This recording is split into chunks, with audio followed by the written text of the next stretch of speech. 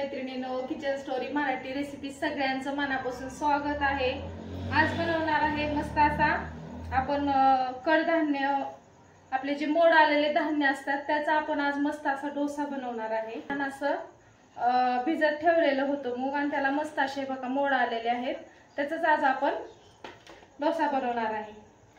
ही मूग साधारण असं मोठी एक वाटी मूग आहे, ही भिजवून मोड आलेले एक वाटी मूग आहे। आणि इकडे घेतलेला आहे एक ग्लास भर मी तांदूळ भिजत ठेवलेलं होतं सकाळी, ते मस्त असं तांदूळ भिजलेला आहे। आणि एक वाटी आहे पोहे आहेत, हे घेतलेले आहे। आणि ही साबुदाणा एक वाटी भिजवलेला आहे।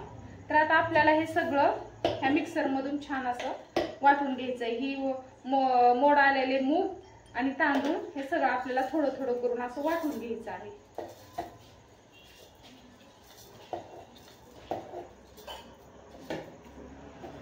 आता मी ह्यात थोडं घातलेलं आहे, थोडं तांदूळ घातलेलं आहे आणि आता मी हे थोडंसं मूग टाकणार आहे। असं करून आपण हे सगळं छान असं मिश्रण वाटून घ्यायचं आहे।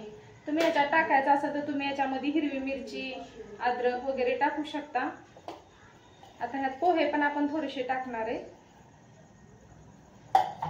आणि थोडासा साबुदाणा टाकणार आहे।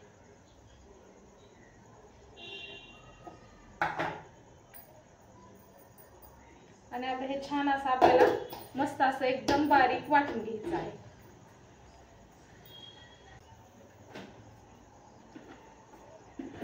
आता मिक्सर मध्ये आपण छान असं बारीक मस्त वाटून घ्यायचंय आपल्याला।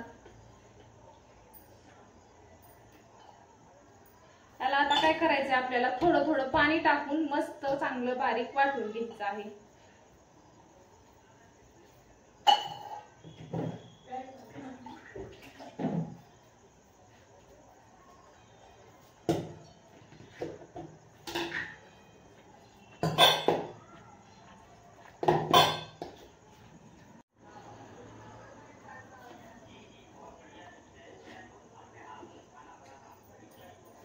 हे बघा छान असं आता आपलं वाटून झालेलं आहे। ही एक मिक्सर मी हे वाटून घेतलेलं आहे, पहिला घाणा आहे वाटलेला आणि आता हे पण मी छान असं वाटून घेतलेलं आहे।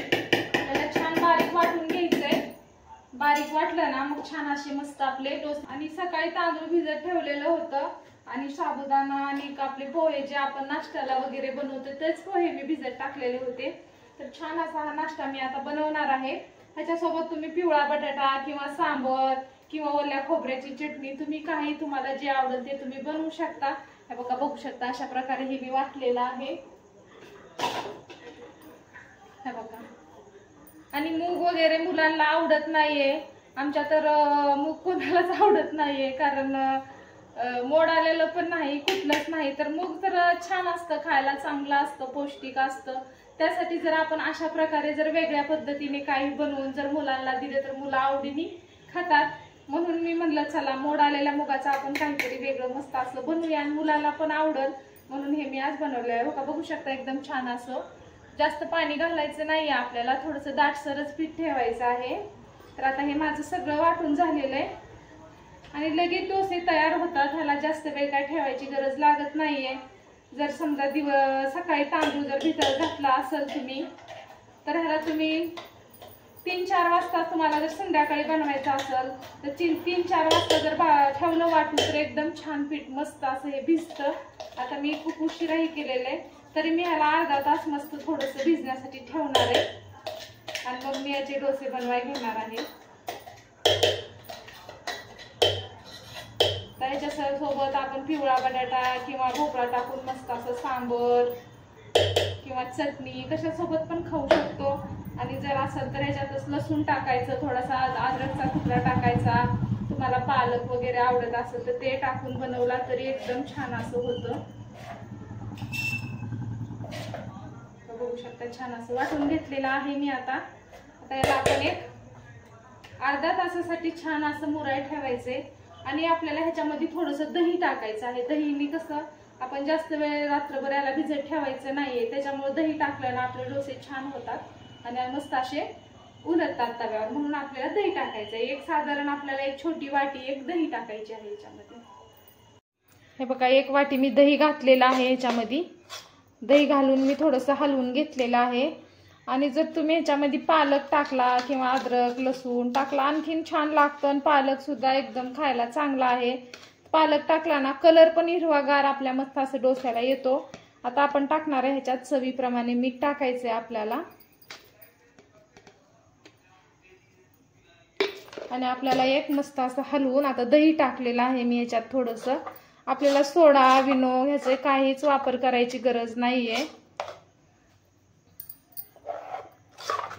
तर आता मिक्स दही आणि मीठ आपण टाकलेलं आहे. हे मिक्स करून एक अर्धा तासासाठी फक्त आपल्याला हे पीठ थोडंसं छान असं थोडंसं फुगेल पीठ आणि छान मस्त डोसे बनवायला तयार होईल. त्यासाठी आपण एक अर्धा तासाला झाकून ठेवणार आहे. हे बघा इकडे तवा गरम झालेला आहे. आता आपण या तव्याला थोडंसं तेल लावून घेणार आहे.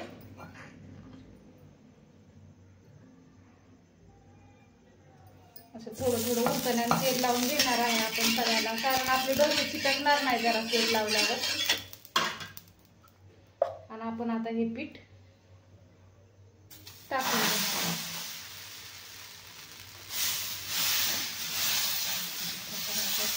जास्त पसरवायचं नाहीये, हे असं आपल्याला ठेवायचंय.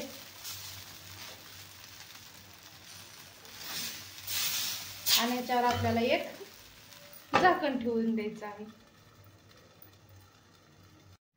हे बघा ही वरचं पीठ पूर्ण असं शिजेपर्यंत आपल्याला हे झाकण ठेवायचं आहे.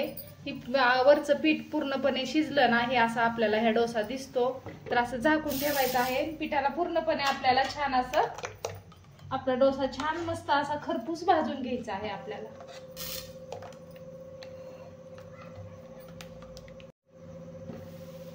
बघू शकता तुम्ही एकदम छान असं झालेलं आहे.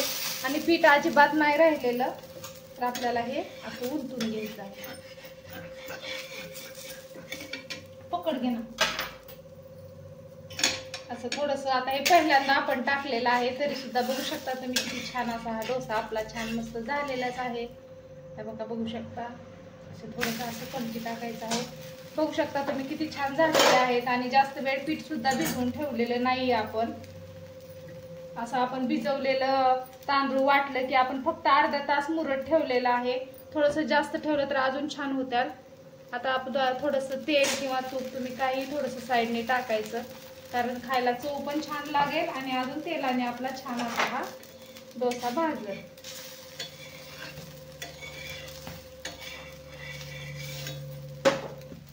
आता ही साईड पण आपण चांगली भाजून घेऊया. छान आपल्याला मस्त खरपूस भाजायचंय. बघू शकता किती छान, अजिबात तव्याला एक सुद्धा चिटकले नाही काय नाही, एकदम छान झालेले आहेत. आणि झटपट होणारा नाश्ता आहे. जास्त वेळ काय आपल्याला जर वेळ नसेल, जर नाश्ता लवकर बनवायचा आहे तुम्हाला, तर अशा प्रकारे तुम्ही जर बनवला तर एकदम छान असा नाश्ता झटपट आपला तयार होणार आहे. बघू शकता बघा किती छान असा झालेला आहे. आता हे डोसा आपला भाजलेला आहे. दोन्ही साईड मस्त असं खरपूस भाजून घेतलेले आहेत. तर आपण परत आता दुसरा एक आपण टाकणार आहे.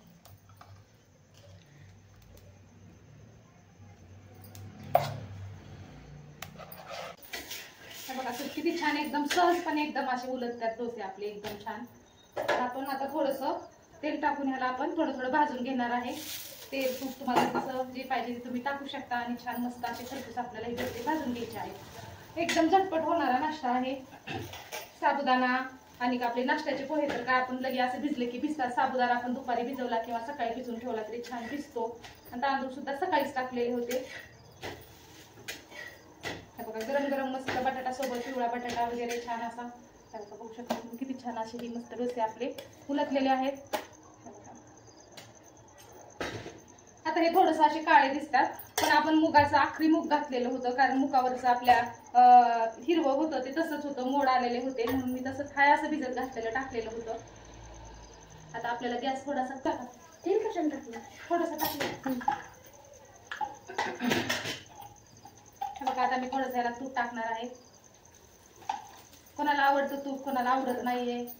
आणि ज्याला आवडतं त्याला तुम्ही लावून देऊ शकता. आता ह्याला आवडतं, आधी त्याला आमचं तूप आवडतं, मी त्याला लावून देते. बाकीचे खाणार नाहीये, त्याला तेलाचेच बनवणार आहे. ज्याला जसं आवडतंय तसं बनवून द्यायचं. तुम्हाला जसं आवडतं तसं तुम्ही बनवू शकता. बघू शकता बघा किती झटपट नाश्ता आणि पौष्टिक एकदम छान.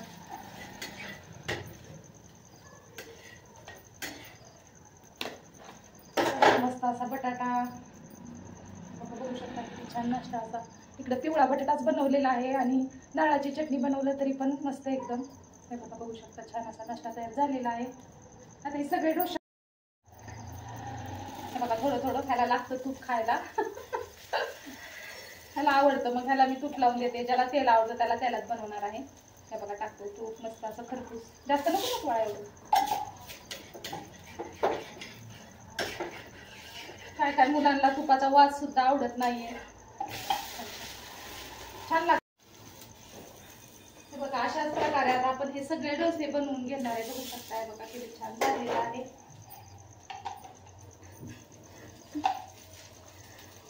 मग आपला आजचा एकदम छान मस्त असा शॉर्टकट डोसा आणि कमी वेळेमध्ये होणारा डोसा कसा वाटला नक्की कमेंट करा. आणि आवडले असेल तर एक लाईक करा. माझ्या चॅनलवर नवीन असाल चॅनलला सबस्क्राईब करा. परत भेटू अशाच एक छानशा रेसिपी. तोपर्यंत धन्यवाद मैत्रिणींनो. बाय.